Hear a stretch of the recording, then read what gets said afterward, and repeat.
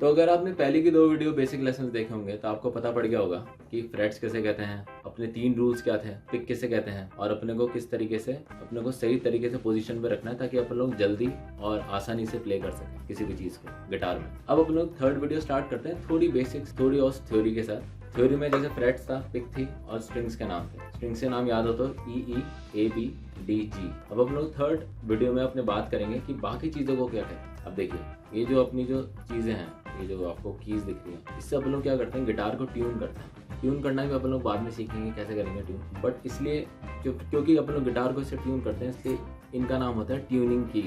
इसको कहते हैं ट्यूनिंग कीज। इस पूरे बॉक्स को अपन लोग कहते हैं बॉडी और इसको अपन लोग कहते हैं साउंड होल, क्योंकि इसी से साउंड आ रही होती है। मतलब बेसिकली बहुत इजी है गिटार के जो थ्योरी पार्ट है, कॉमन सेंस यूज़ करके बनाए गए हैं, जो कि बहुत अच्छी बात है। तो इसको अपन लोग साउंड होल कहते हैं, इसको बॉडी कहते हैं, इसको ट्यूनिंग कीज कहते हैं, राइट। इसको फ्रेट्स कहते थे, अपन लोगों ने सीख ही लिया था। अब अपन लोग इसको ये जो पार्ट है ना, ये जो व्हाइट कलर का पार्ट है, इसको अपन लोग कहते हैं नट, NUT नट। अब इसका रोल क्या होता है, अगर आप ढंग से देखें ना गिटार को, देखिए मैं थोड़ा सा आपको वैसे दिखाता हूँ। अगर आप ढंग से देखें तो ये जो नट है ना, अगर ये नहीं होता तो ये सारी स्ट्रिंग्स ना इस पे चिपक गई होती। ये जो भी आपको दिख रहा है ना हत्ता, इसका भी नाम होता है, मैं अभी आपको बताऊंगा। इस पे पूरी चिपक चुकी होती है, फिर गिटार बज नहीं रहा होता। तो इसलिए ये नट इसको हल्का सा इससे ऊपर रखता है। इस पूरे अपन लोग इस हत्ते को अपन लोग क्या कहते हैं, फ्रेट बोर्ड कहते हैं, क्योंकि इस पे फ्रेट्स लगे होते हैं, इसलिए इसको फ्रेट बोर्ड कहा जाता है। तो ये जो स्ट्रिंग्स और फ्रेट बोर्ड के बीच जो गैप है ना, जिसकी वजह से गिटार में साउंड आ पाती है, जिसकी वजह से गिटार बज पाता है, वो इस नट की वजह से बजता है। दूसरा इसकी वजह से बज पाता है। जो ब्रिज है,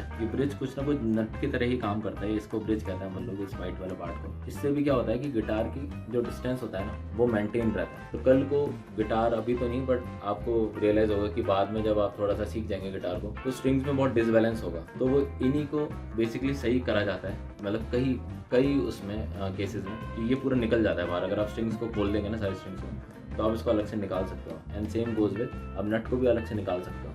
फॉर एग्जाम्पल डिस्टेंस अगर बहुत ज़्यादा है तो मैं नट को निकाल के हल्का से घिस दूंगा और फिर यहाँ पर रख दूंगा, और फिर इसको भी निकाल के घिस दूंगा और यहाँ पर रख दूंगा, तो ये डिस्टेंस अपना भी कम हो जाएगा। तो कई केसेस में गिटार इस तरीके से भी सही होता है। एंड वाइस वर्सा, अगर आप लोगों का बहुत नीचे है तो नीचे अपन लोग या तो दूसरा ब्रिज लगता है या फिर नट लगता है, या फिर नीचे थोड़ा सा एडजस्टमेंट करके उसको हल्का सा उठा दिया जाता है। तो ये होगी बेसिकली गिटार की एक बेसिक थ्योरी। बट इसके साथ साथ अपन लोग एक और चीज़ सीख लेते हैं। अगर आपको याद होगा कि मैंने पिछले वीडियो में ये चीज़ बोली थी कि सरगम कई तरीके से बजाई जा सकती है, यानी कि सारेगामापा सही कई तरीके से आप बजा सकते हो, जिसमें से एक यूनिवर्सल तरीका जो मैंने आपको सिखा दिया था।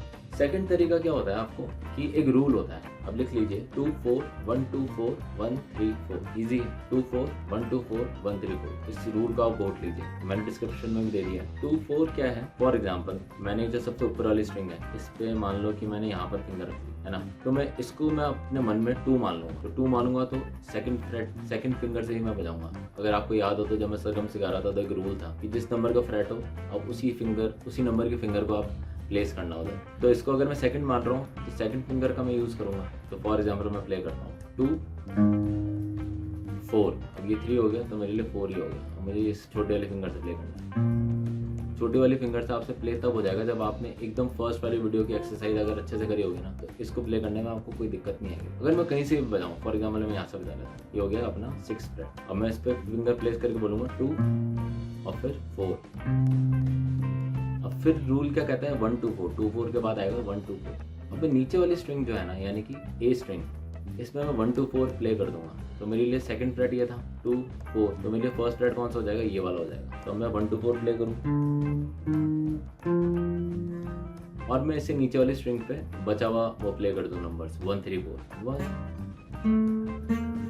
अब मैं इसको अगर ढंग से प्ले करूँ तो कुछ ऐसा साउंड करेगा।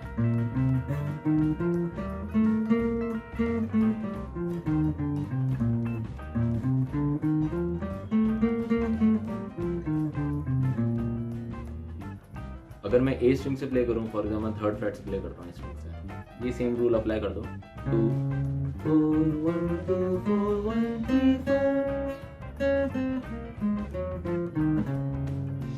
राइट। अब इसमें एक छोटा सा वो आ जाता है लूप होल। लूप होल क्या है कि जैसे मैं बी स्ट्रिंग पर आऊँगा ना, तो अगर आप देखोगे ना, फॉर एग्जाम्पल मैं जी से प्ले कर रहा हूँ, नहीं फॉर एग्जाम्पल मैं अगर यहाँ से प्ले कर रहा हूँ डी स्ट्रिंग से, तो 2 4 1 2 4 1 3 4। अब ये थोड़ा सा ऑफ साउंड करेगा। फॉर एग्जाम्पल वापस प्ले करके दिखाता हूँ। ये बी वाला कुछ ऑफ सा साउंड किया। तो इसमें क्या होगा कि फॉर एग्जाम्पल वापस प्ले करता हूँ 2 4 1 2 4। अब जैसे बी पर आएगी ना, आपको एक फ्रेट आगे शिफ्ट हो जाना है, यानी कि 1 3 4 अपना एक फ्रेट आगे शिफ्ट कर देना है।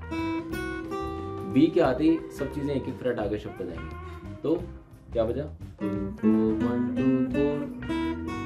अब सही साउंड कर रहा है, right. And same goes with G. अगर मैं जी से भी स्टार्ट करूं तो अब बी आ गई, तो बी के आते ही मैं एक फ्रेट आगे शिफ्ट हो जाऊंगा, और यही मेरा अब आगे का भी रहेगा।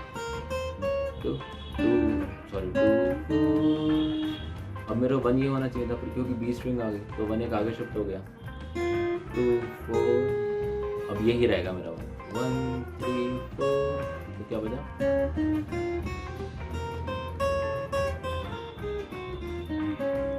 अब एक और चीज़ है। फॉर एग्जाम्पल मैं फर्स्ट फ्रेट को ई स्ट्रिंग के 2 मान रहा हूँ, है ना, मैं इसको सा मान रहा हूँ, मुझे यहाँ से प्ले करना है। तो 2 4 बच जाएगा, 2 2 4। अब 1 कहाँ बचेगा, क्योंकि 1 तो है ही नहीं कुछ, तो 1 अब अपना ओपन बच जाएगा। तो 2 4 1 2 4 1 3 4।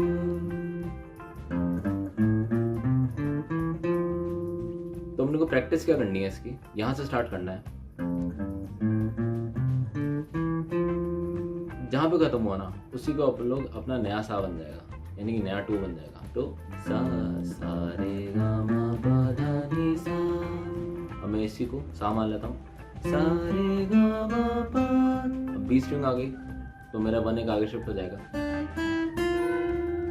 अब मैं यहीं से वापस से प्ले करता हूँ। अब इसके बाद मैं क्या करूँ, क्योंकि स्ट्रिंग्स तो खत्म हो गई, तो अब मुझे क्या करना है, तो क्या बजा सा 2 4 1 2 4। अब मुझे ये फ्रेट छोड़ के इसके अगले वाले फ्रेट को पकड़ना है 1 3 4। तो अपने को ये प्रैक्टिस करनी है, यानी कि यहाँ से शुरू किया था और यहाँ पे खत्म हुआ। तो वापस से करते हैं प्रैक्टिस, क्या होगी।